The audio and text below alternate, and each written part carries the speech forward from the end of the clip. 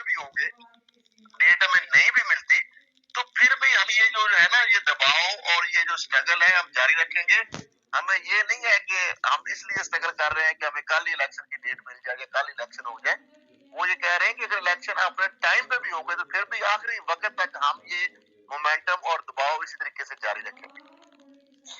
जबरदस्त सर, आपने अपना मौक़िफ़ दिया। सर ये बताइएगा, इस वक्त सोशल मीडिया पे जो है एंटी इमरान खान साहब के खिलाफ जो चंद एक लिफाफा साहब, अगर हम कहें तो गलत नहीं होगा, तो वो एक पोस्टर लगा रहे हैं, मुसलसल लगा रहे हैं, दिन की के सुबह की कोई पुरानी पोस्टर लगा रहे हैं, उसमें लिख रहे हैं कि कितने आदमी थे, और खान साहब के साथ में आज वाली अभी वाली पिक्चर्स के साथ एडिट करके वो लगा रहे हैं कि जी कितने आदमी थे। अभी तो ऑफिशियली मीडिया ने भी फुटेज भी, ड्रोन फुटेज भी आ चुकी है, और अब तमाम फुटेज रिलीज हो चुकी है, जिसमें नजर आ रहा है कि अवाम का तट और समुंदर है जिसको गिनना भी मुश्किल हो गया।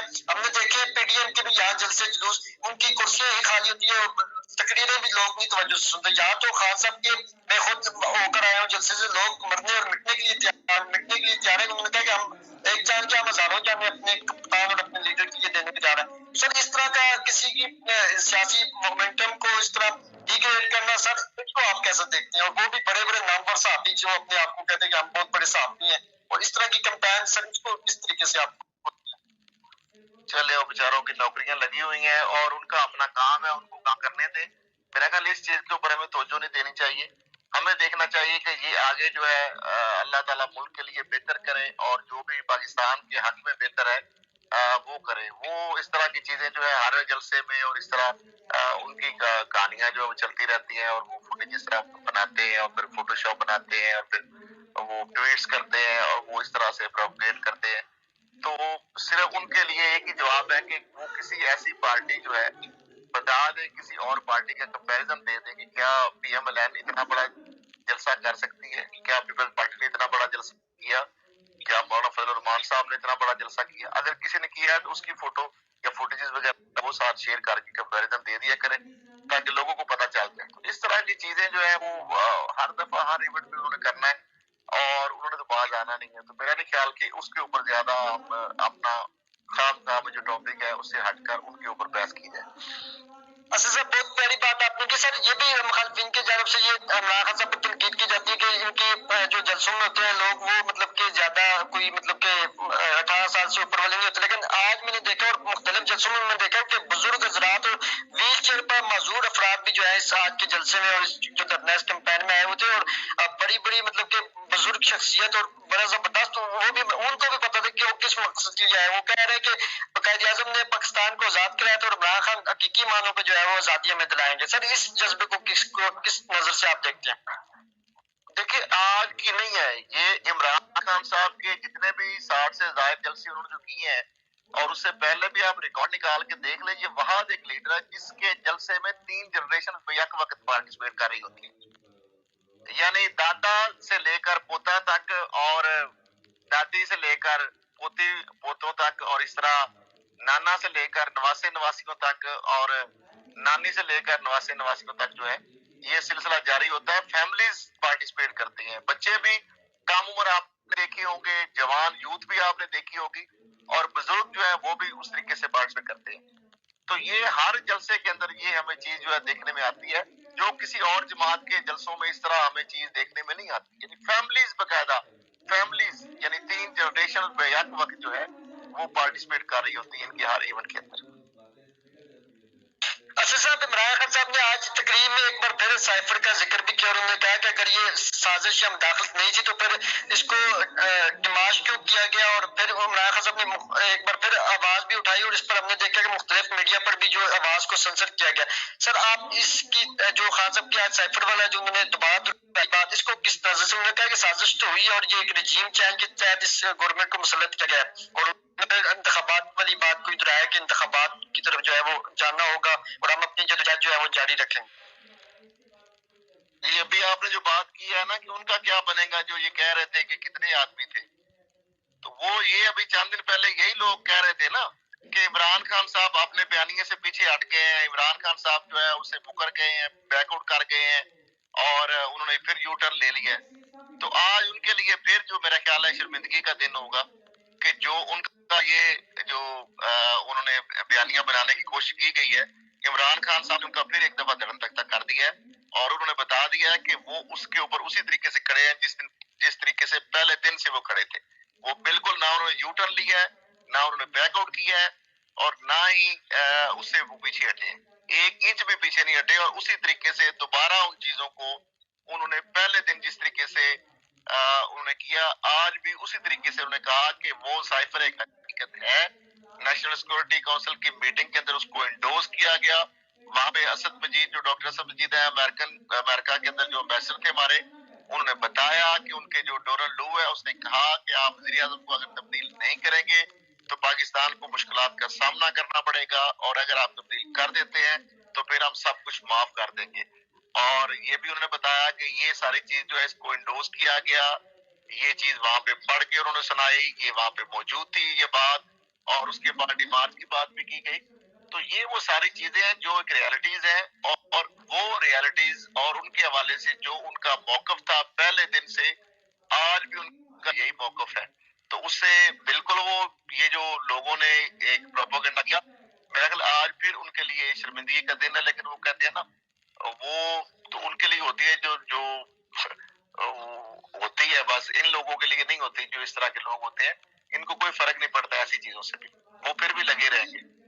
اسد صاحب، عمران خان صاحب ابھی تقریر میں کہہ رہے ہیں کہ زرداری اور نواز شریف پاکستان کے حوالے سے وہ کہہ رہے ہیں کہ اگر پاکستان کو کچھ ہوا تو زرداری خاندان اور جو نواز خاندان ہے اس کو کوئی فرق نہیں پڑے گا، کیونکہ ان کے اربوں ڈالر جو ہے وہ بیرون ملک میں پڑے ہوئے ہیں. تو سر آپ اس بیان کو کیسا دیکھتے ہیں؟ یہ دیکھیے ایک حقیقت ہے، نواز شریف کے جو اثاثے ہیں یا ان کی فیملی کے اثاثے ہیں وہ برطانیہ، لندن نہیں، کئی بڑے اعظموں تک پھیلے ہوئے ہیں. اسی طریقے سے آپ دیکھ لیں زرداری فیملی جو ہے، ان کے بھی ایسٹس، اکاؤنٹس اور جو پراپرٹیز اور جائیدادیں ہیں وہ بھی کئی ملکوں تک پھیلی ہوئی ہیں. تو ان کو کیا فرق پڑتا ہے؟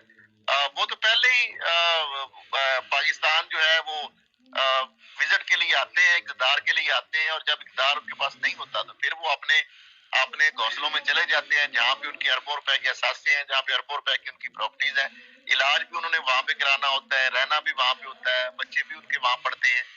یہاں پہ تو صرف وہ حکمرانی کے لیے آتے ہیں، اور اس کے علاوہ تو اور ان کا کوئی پاکستان کے ساتھ کوئی رشتہ نہیں ہے، کوئی دلچسپی نہیں ہے، کوئی انٹرسٹ نہیں ہے ان کا، کوئی ان کی وابستگی نہیں ہے، کوئی لائلٹی نہیں ہے. تو ان سے ہم یہ ایکسپیکٹ کریں کہ پاکستان کا بہت ان کے دل میں درد ہے، پاکستان کے عوام کا بہت ان کے دل میں درد ہے. وہ تو ہم دیکھ رہے ہیں کہ نواز شریف صاحب کو جس طرح درد ہے، اور وہ لندن میں بیٹھ کر پاکستان آنے کے بجائے وہ وہاں پہ بیٹھ کر آگے یورپ کی سیریں کر رہے ہیں. اور اس طرح جو زرداری صاحب کو بھی اگر کوئی علاج کرانا ہوتا ہے تو سندھ میں 30 سال سے ان کی حکومت ہے، ایک ایسا ہاسپٹل نہیں بنا سکے جہاں پہ ان کے ٹیسٹ یا معمولی یا چھوٹا موٹا علاج جو ہے وہ بھی ہو سکے. وہ بھی ان کو دبئی اور لندن جانا پڑتا ہے، اور اس طرح شریف فیملی کو بھی وہاں پہ جانا پڑتا ہے. تو یہ تو ان کی پرائرٹیز ہیں، یہ ان کی ترجیحات ہیں جو کہ آپ کے سامنے ہیں. تو واقعی اس میں تو کوئی شک نہیں ہے، یہ تو عام لے مین کو بھی اب پتا چل چکا ہے ان کے بارے میں کہ ان کو کوئی فرق نہیں پڑتا. اور پاکستان کا جو بھی نقصان اگر ہو، کیونکہ جتنے انہوں نے اثاثے بنا لی ہیں، جتنی جائیدادیں بنا لی ہیں، ان کے ساتھ نسلیں بھی اگر بیٹھ کھائیں تو ان کو کوئی فرق نہیں پڑتا. اسد صاحب، آج جو تریس خان صاحب کو تھا اور رانا ثناء اللہ صاحب نے جب فیض آباد سے یہ انہوں نے انتظامات کو ہٹایا اور کافی انتظامات مکمل ہو گئے تھے، اسٹیج بن گیا تھا، تو انہوں نے ساتھ میں یہ کہا تھا کہ ہم ایک بار پھر پی ٹی آئی کی قیادت سے یہ کہتے ہیں کہ یہ جلسہ نہ کرے. خان صاحب کو بیرونی جو تمہارے دشمن ہے وہ اس جلسے میں جو ہے وہ بم بلاسٹ مطلب اس طرح کو انہوں نے پھر دہرائی بھی تھی. اور بار بار راج شاہ کے صاحب نے بھی تقریر کی تو اس میں بھی انہوں نے کہا کہ رانا صاحب ہمیں آپ ڈرائے نہیں، ہم ڈرتے نہیں ہیں ان چیزوں سے، ہم حقیقی آزادی کے لیے نکلے اور حقیقی آزادی کے لیے جانے تو قربان کرنی پڑتی ہیں. سر اس اسٹیٹمنٹ کو کیسا دیکھتے ہیں، اور آج جو زبردست جلسہ جاری ہے اس کو کیسا دیکھتے ہیں؟ دیکھیے دو چیزیں ہیں. ایک تو بات یہ ہے کہ ریالٹی تو ہے، اور وہ قدر چور کی داڑھی میں تنکا، یہ تو اور چور بچا شور والی بات ہے. یہ تو جو مختلف کہانیاں سامنے آ رہی ہیں، جو پلاننگز اور منصوبہ بندیاں آ رہی ہیں سامنے، وہ کوئی لندن سے خبریں آ رہی ہیں یا یہاں سے آ رہی ہیں، یا عمران خان صاحب جس طرح اس چیز کا بتا بھی چکے ہیں کہ ان کے حوالے سے جو ان کی زندگی جو کل جو خطرات ہیں یا ان کے جو اسیسینیشن کا جو منصوبہ بنایا گیا ہے اور جہاں بنے اور جس طرح ساری چیزیں ان کے نوٹس میں ہیں.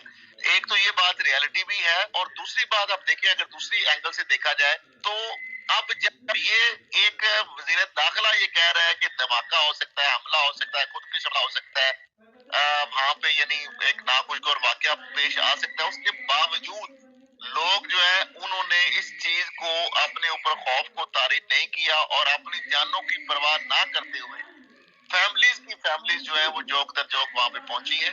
तो इसका मतलब ये है कि लोग जो है ये अब सर पर कफन बांध के निकलने वाली बात है।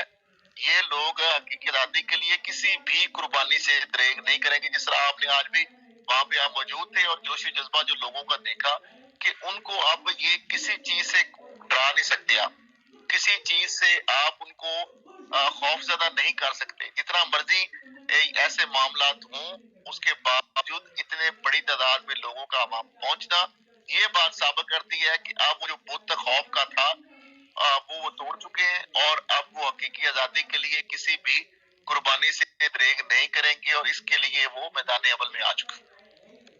एक बात तो बड़ी जबरदस्त रही है आज खान साहब की, लास्ट कमेंट कीजिएगा, फिर हम जो आज हमने कवरेज की है वो हम एंड नाजरीन को दिखाएंगे। सर ये बताइएगा कि आज एक बात तो क्लियर हो गई कि इमरान खान साहब के जलसे में अगले से जितना ये लोग डराते हैं, हुकूमत जितना वो थ्रेट करती है या डराती है मीडिया पर आकर सरकारी इश्तिहारात चला करके भाई आप लोग ना आए क्योंकि इसमें थ्रेट है, धमाका हो सकता है, लोगों को डराया, लोग उससे बड़ी तादाद में लोगों में डर ही नहीं होता है। तो वो खान साहब 70 साल की उम्र में अगर गोलियां खा सकते तो हम क्यों नहीं आ सकते। आज मैंने बहुत से लोगों से बातचीत की तो वो यही कह रहे थे एक 70 साल की उम्र के बुजुर्ग है खान साहब, तो वो अगर आ सकते तो हम तो अभी यंग है तो हम तो अपनी जानें भी कुर्बान कर सकते हैं इस मुल्क पाकिस्तान के लिए।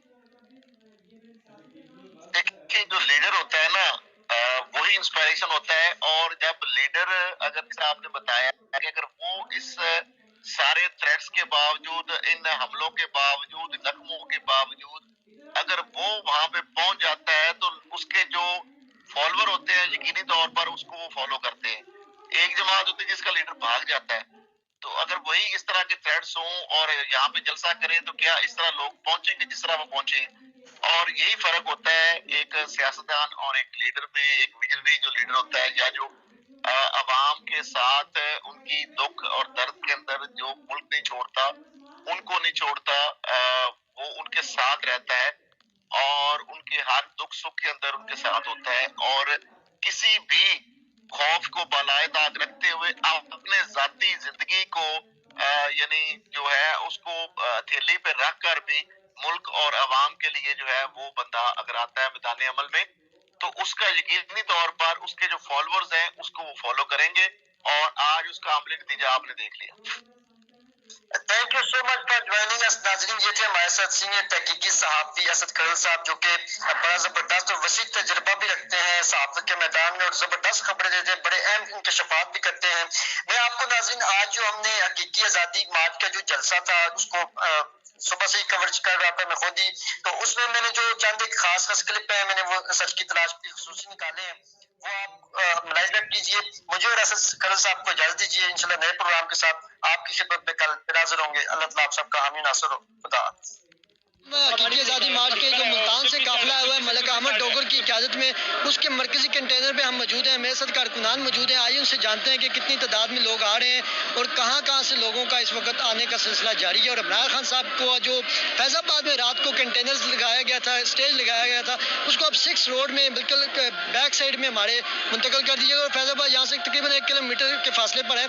तो क्या हुकूमत जो है इमरान खान को सिक्योरिटी देने के बजाय उनको मतलब कि ये कह रही है कि मौखर करें और ना करें, डरा रही है, उनके कारकुनान को डरा रही है, क्या ये जमहूरियत इस चीज़ की इजाज़त देती है? आइए कारकुनान की ज़ुबानी जाती। जी भाई। जी बिल्कुल, हम जनूबी पंजाब मुल्तान से NA 155 से हमारा ताल्लुक़ है। मलिक अहमद डोगर साहब की क़यादत के अंदर हम एक बहुत बड़ा काफ़िला जो कि इमरान खान की कॉल पर लब्बैक कहने यहाँ पहुँचे हैं। आज हम इलामा इकबाल पार्क के सामने खड़े हैं और आपके सामने एक जम गफ़ीर जो है आवाम का यहाँ अमड़ आया है, जबकि अभी जलसा गाह की तरफ हम लोग नहीं गए। तो सुनने में यही आ रहा है कि जलसा गाह पहले से ही भर चुकी है। तो हम ये पैगाम देना चाहते हैं कि हम एक पुरअमन कौम है, हम पुरअमन अपना एहतजाज रिकॉर्ड करवाने आए हैं।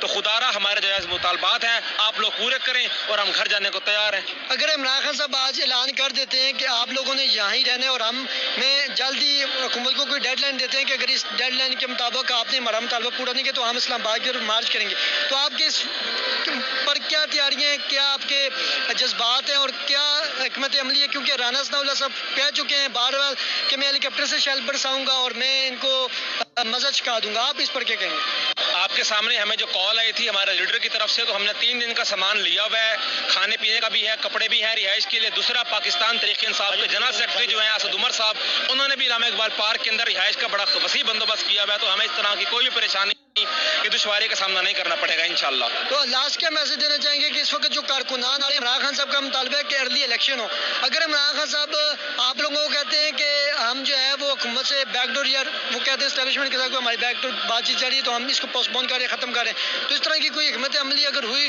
تو کیا آپ جانے پر راضی ہوں گے؟ اور پھر اگر عمران خان کہتے ہیں آپ دوبارہ آئیں، پھر آپ دوبارہ آئیں گے کیا؟ بالکل جی، دیکھیں لیڈر تو لیڈر ہوتا ہے، خان صاحب ایک نہیں 100 مرتبہ بولا ہے ہم آنے کو تیار ہیں، اور آج بھی ہم اپنے ولولے کے ساتھ آئے ہیں، آپ کے سامنے ہم کھڑے ہیں، سردی گرمی ہم نے نہیں دیکھی، تو خان صاحب ایک نہیں 100 مرتبہ بھی کہیں گے آئیں تو ہم ضرور پہنچیں گے، اور جب لیڈر نے کیا دیا کہ میری بات ہوگی ختم کر دیں، ہم گھر چلے جائیں گے، ہمیں کوئی اعتراض نہیں ہے۔ جی ناظرین، جیسے کہ آپ نے کارکنان کے جوش و جذبہ دیکھے، ان کا یہی کہنا ہے کہ اگر عمران خان ہمیں بار بار بھی بلائیں گے اور جب بھی وہ کال دیں گے تو وہ ہم آئیں گے، اور ہم پیچھے نہیں ہٹیں گے۔ جس طرح عمران خان ڈٹ کے کھڑے ہیں، یا ان پر جو قاتلانہ حملے بزدلانہ حکومت نے کروائے یا امپورٹڈ گورنمنٹ نے کرائے ہیں، ہم اس کو یہ واضح طور پر پیغام دیتے ہیں کہ اگر عمران خان صاحب آج عمران خان صاحب کوئی ڈیڈ لائن دیتے ہیں، اور ناظرین میں آپ کو بتاتے چلوں کہ عمران خان ڈیڈ لائن